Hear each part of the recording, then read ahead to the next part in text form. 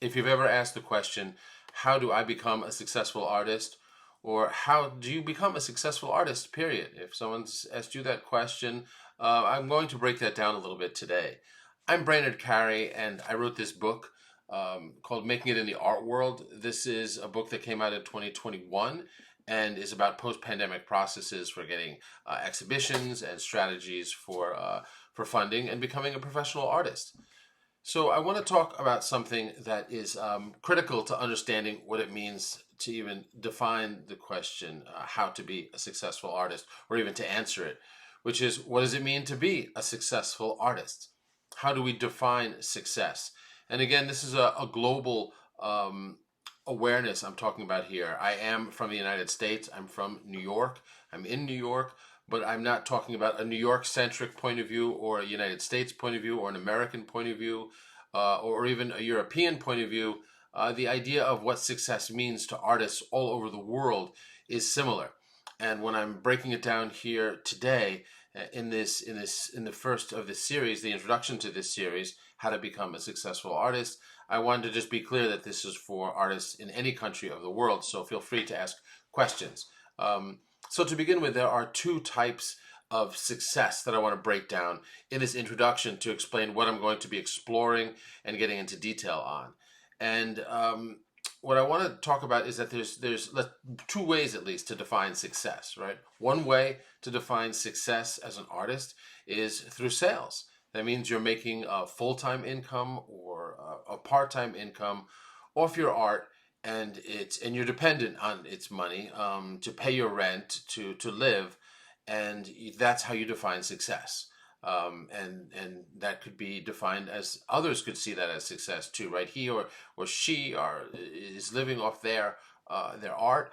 That's a form of success. There is, and of course that can be on many levels, from part-time to full-time, or even less. But that would be considered a success if it's supplementing your income, right, in a significant way, and you're dependent on that for paying your bills, and it's consistent. The other definition for success is a critical success. And by the way, both of these, there can be hybrid forms, but just to be really clear about what we'll be exploring and what I'm going to be breaking down in this video, the second form of success is critical success, right? That means where you're not necessarily selling work, but you have a critical success. So wherever you are in the world, wherever you're making art from, it's getting global attention. It's perhaps in biennials, it's in art fairs, it's in places where people are seeing your work, and it's being talked about, and perhaps you're talking about it. You're giving discussions or lectures. But the film, or the work rather, rarely sells. And it could be film, for example. It could be murals. It could be installations. It could be work that's not object-based. It could be paintings. But basically, there are some artists who don't want to sell their work, or their work isn't set up to sell. And that's okay too. That is one path that you can still be successful with by having critical success, by the work being talked about, by the work being funded to do, but you have another job that's paying all the bills in that case, right? That second form of success for artists, which is critical success, having your work talked about, having your work shown in museums. But let's say, for example, it is film installation work that can't really be bought. It could be funded, but it's not something you can make an income off of easily. That's one form of having critical success, but not having financial success from that, right? There are two different spheres, you could say. And in that second one that I'm articulating now of critical success, the artist has another job. They're teaching, or they're working a full-time job, or they're doing something that they rely on, that is what pays their bills, that is their entire income. And then their art is this one thing that they're doing in their time apart from work.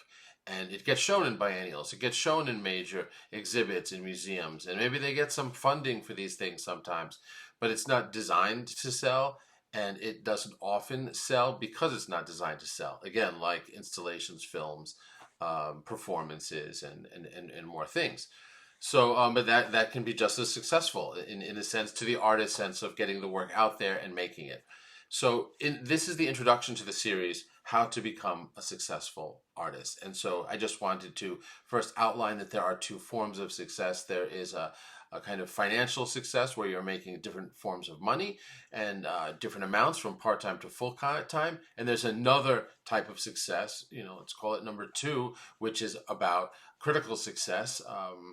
And that's about having, again, global attention and not necessarily selling work, but it's the second a second option for success. And many artists prefer that one because they have the freedom to do whatever they want. They're not making art for a market, so to speak. They're not making art to sell.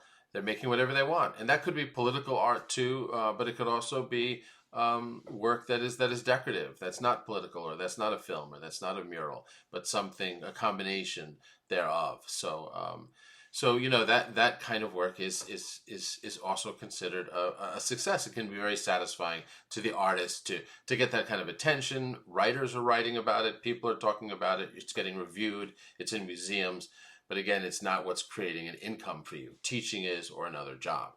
So I want to say that this is what this series is going to be about. This is the introduction, but just to briefly break down what would happen depending on, as an artist, which path you want to choose, whether you want to find a way to actually develop an income that's directly related to your art, which is, the first way, or the second way, you develop a strategy to get critical success and not sales. You decide not to make sales. These are two different strategies that I'm going to explain, and you can, of course, make a hybrid of both of them. You could make some sales, and you can also have shows that gain you critical attention and recognition. So what will happen in this series of videos that this is an introduction to, again, called How to Become a Successful Artist, is I'm going to break down those two forms of success on a number of levels.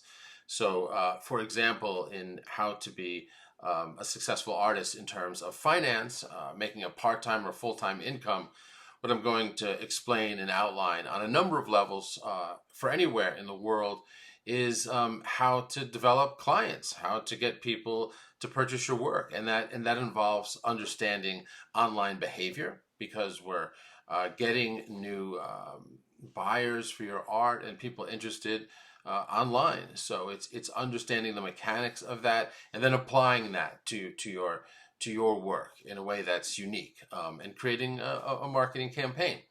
And that's the brief outline, which we'll get more into.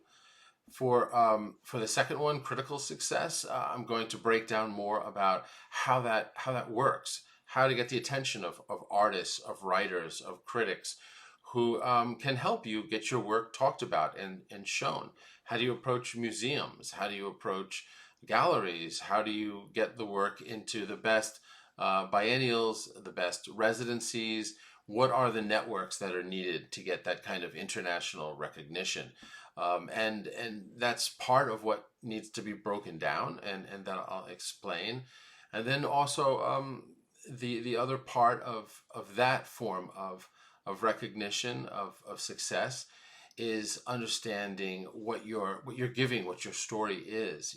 As an artist whose work is being written about and has critical success, let's say in museums and biennials, there is likely an idea behind your art. It is idea based in some way, whether it's, again, painting, sculpture, film, performance, whatever it is. What will help that community understand and help you succeed in that community is having a way to have writing about your art so that people understand what your message is, so to speak, what it is that you're giving, what it is that you're saying, what it is that your art means, so to speak, so that people understand your message. And then they can write about it in turn, of course. And in writing about it, you get more attention critically and success critically. So those are two very different outlines, right? Two very different strategies. That, of course, can be combined. You can have critical success, that is, again, writers and the press talking about your work, loving your work internationally, wherever you live in the world. And you can also have the type of success that's about sales. But they're two very different strategies, is what I'm outlining here in this introduction to how to become a successful artist. is that there are a series of strategies just for sales, and we're talking about online strategies largely, though galleries are a part of that, physical galleries. And then there's a whole nother set of strategies for how to get critical success, especially if your art isn't for sale or you don't want your art to be for sale, but you want there to be some funding for that and you want it to happen. So those are two very different worlds that I'm going to break down and also make clear that those, of course, can overlap, which is probably what you want in some form. But I'm going to talk about them distinctly so that you can utilize whichever one that it is, and that you don't have to feel that to be a successful artist, you have to sell a lot. Or to be a successful artist, you have to show all over the world a lot, because there are two very different ways of being successful. And again, one way is developing an income from it, and the other way is not developing an income from it, is just exhibiting the work for your own pleasure and benefit and for the benefit of the world, right? So we're going to talk about those two models. I'm going to break that down more, and I'm going to explain in detail how to become a successful artist in either sphere, and also how to have those spheres overlap. Thanks for watching.